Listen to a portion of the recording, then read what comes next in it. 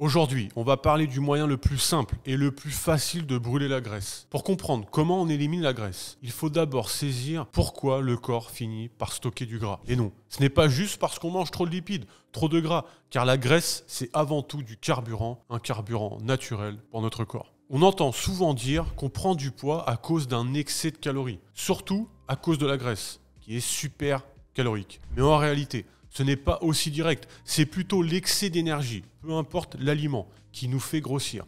Voici comment ça marche. Quand ton corps a besoin de ressources, tu as faim. Ensuite, tout surplus d'énergie finit en stockage. Si tu t'enfiles une pizza de 1000 calories, elle est absorbée, passe dans le sang, dans les cellules, et se retrouve stockée en 2 ou 3 heures. Si elle fait 1000 calories, mais que dans ce laps de temps, tu n'en brûles que 200 ou 300. Alors tu stockes grosso modo 700 ou 800 calories. C'est comme ça qu'on accumule nos graisses. L'idée, c'est qu'on met de côté ce qui est en trop. Et quand on n'a rien à manger, qu'on jeûne, on tape dans ses réserves. C'est un cycle naturel. Tu as faim, tu manges, tu stockes, tu jeûnes, tu brûles. Ça dure depuis la nuit des temps. Il ne faut pas oublier que l'on mange avant tout pour avoir de l'énergie grâce à la nourriture que l'on consomme. On ne mange pas juste pour se remplir le ventre. Le corps utilise la graisse pour stocker de l'énergie parce que c'est super efficace. Ça évite de peser des centaines de kilos pour avoir une réserve suffisante de carburant. Donc, si tu as pas mal de gras, c'est simplement que tu as trop mangé par rapport à ce que tu brûles, par rapport à ce que ton corps utilise comme énergie. Imagine un niveau de stockage d'énergie dans ton corps qui va de 0 à 100. Si tu consommes un aliment qui remplit cette barre à son maximum, à 100, mais que quand tu bouges dans la journée, tu n'utilises que 50% de cette énergie, alors ce niveau descend à 50 et tout le reste se stocke en cas de besoin, par principe de survie. Pas de jugement ici. Je ne suis pas en train de dire qu'on est des goinfres ou qu'on manque de volonté.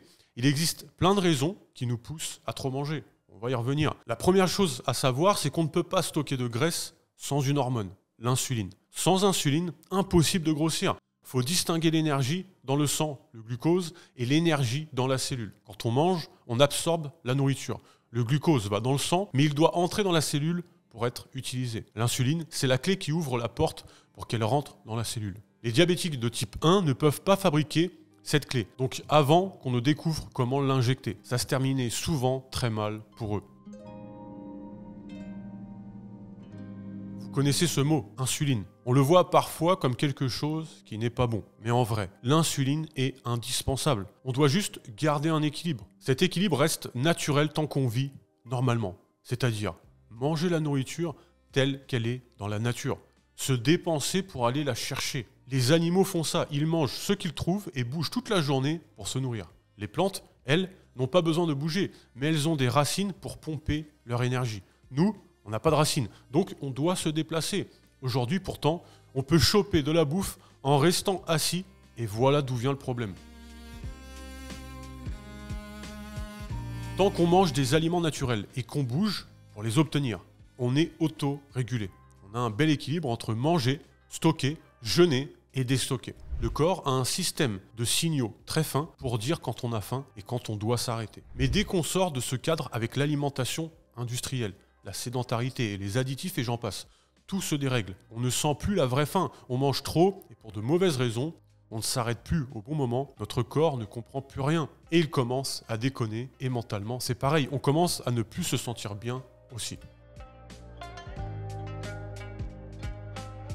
Selon ce qu'on nous apprend, nos ancêtres étaient chasseurs-cueilleurs. Ils pouvaient croquer quelques noix, quelques baies, quelques plantes, mais le plus gros de leurs calories venait sans doute de la viande. Donc, ils ne mangeaient pas toutes les 2 heures. Certains jours, peut-être un gros repas, parfois 2, parfois 1. Ils ne prenaient pas de petit-déj façon 21e siècle, ni de collation toutes les 2 minutes. Parfois, ils ne mangeaient pas de la journée, ou sur plusieurs jours. Leur glycémie restait sûrement dans une plage stable.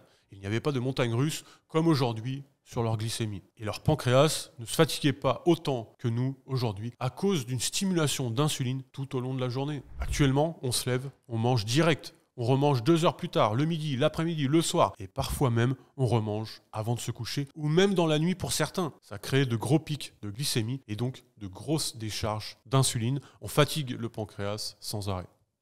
Avant que je ne vous donne le secret le plus simple Pour perdre du poids rapidement, j'ai une annonce très intéressante à vous faire pour les plus audacieux d'entre vous. Si vous souhaitez que l'on vous accompagne d'une manière personnalisée pour perdre du poids, pour que ce soit encore plus simple pour vous et que vous perdiez du poids à coup sûr, comme l'ont fait de nombreuses personnes que l'on a pu accompagner sur ça, je pense à Ahmed, je pense à Frédéric, à Corinne et des dizaines d'autres personnes. Je peux vous accompagner personnellement et vous aider à résoudre ce problème de surpoids définitivement pour qu'on soit ensemble. Pour ça, c'est très simple, il vous suffit de réserver un premier rendez-vous gratuitement sur le premier lien dans la description de cette vidéo. L'objectif de cet appel est de comprendre votre problématique et de voir avec vous simplement si je peux vous aider. Et si c'est le cas, je vous dirai comment. Et si je ne peux pas vous aider, je vous le dirai également. Mais je vous donnerai quand même quelques conseils précieux gratuitement dans tous les cas. Vous pouvez cliquer sur le premier lien dans la description puis choisir une date et un horaire pour notre futur rendez-vous.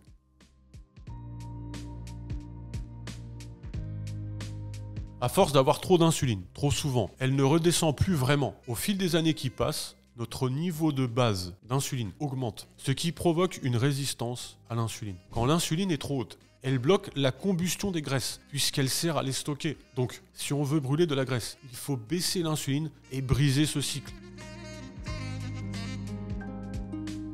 Si tout fonctionne normalement, on stocke un peu en mangeant, puis on brûle après.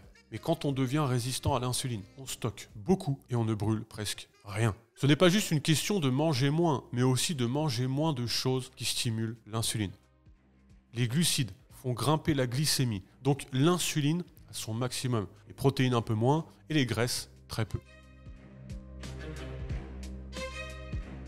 Chaque repas déclenche de l'insuline. Alors, réduire le nombre de repas peut aider. Si on réduit la plage horaire sur laquelle on mange, on laisse plus d'heures dans la journée où l'insuline peut redescendre à un niveau bas. Et là, on repart en mode brûle-graisse. Le corps peut fonctionner sur deux carburants, les glucides et les lipides. En gros, les sucres et les graisses. Si on diminue les glucides, on force le corps à se servir des graisses. Quand l'insuline reste basse, c'est de nouveau possible de puiser dans le gras stocké. Une fois qu'on fonctionne sur les graisses stockées, on a une énergie plus stable. Le sucre, ça dure 2 heures, mais les réserves de gras durent des jours.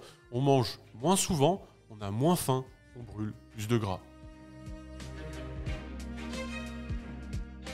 Le moyen le plus simple de perdre du gras, c'est de travailler avec son corps, pas contre lui. On lui redonne ce pourquoi il est fait, de la vraie nourriture, des moments de jeûne, du mouvement, un stress limité. Ce n'est pas un régime temporaire ni une pilule magique. C'est plutôt retrouver la santé de base par rapport à ce que la nature a prévu pour nous, ce qui est adapté à la physiologie de notre corps. Il n'y a pas un seul régime parfait, on cherche plutôt des aliments complets, naturels, bruts, tels que la nature nous les fournit, qui contiennent ce dont on a besoin, des acides aminés, des acides gras, des vitamines et des minéraux, qui ne provoquent pas trop de pics de glycémie, qui calent bien pour éviter de manger trop, qui rétablissent le système de régulation de la faim et de la satiété. On évoque souvent le régime paléo ou cétogène. Est-ce qu'il faut absolument être en cétose ?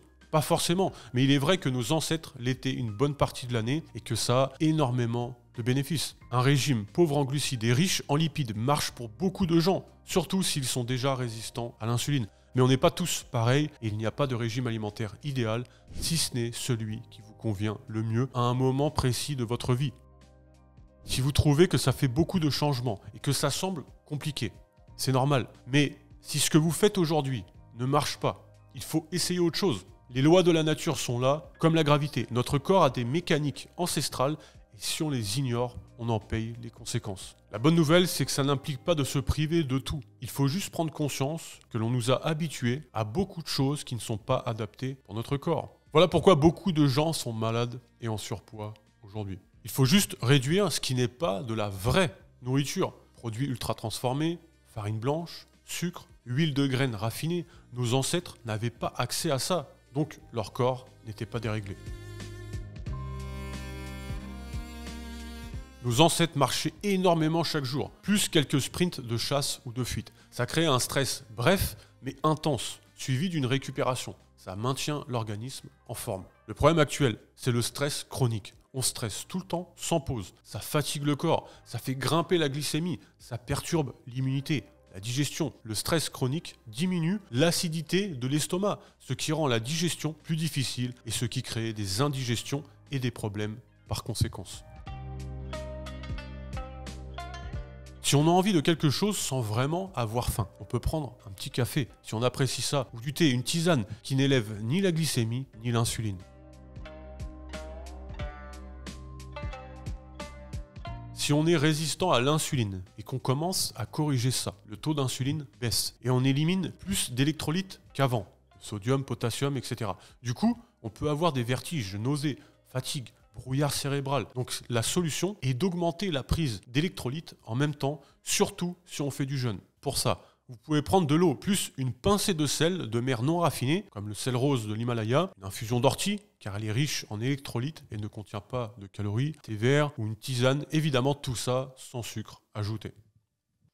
J'espère que cette vidéo a pu vous éclairer si vous souhaitez qu'on vous accompagne d'une manière personnalisée pour perdre du poids, pour que vous ayez un plan d'action simple et structuré à suivre, mais qui en plus sera adapté à vous et personnalisé pour vous. Je peux vous accompagner personnellement et vous aider à mettre ça en place facilement dans votre quotidien. Pour que dès ces 30 prochains jours, vous ayez déjà peut-être perdu 4, 5, 7 kilos. Pour ça, il vous suffit de réserver un premier rendez-vous gratuitement sur le premier lien dans la description de cette vidéo. L'objectif de cet appel est de comprendre votre problématique et de voir avec vous simplement si je peux vous aider. Et si c'est le cas, je vous dirai exactement comment. Si je ne peux pas vous aider, je vous le dirai également, mais je vous donnerai quand même quelques conseils précieux gratuitement. Vous pouvez cliquer sur le premier lien dans la description puis choisir une date et un horaire pour notre futur rendez-vous. En attendant, je vous souhaite une très belle journée, prenez soin de vous et à très vite dans une prochaine vidéo.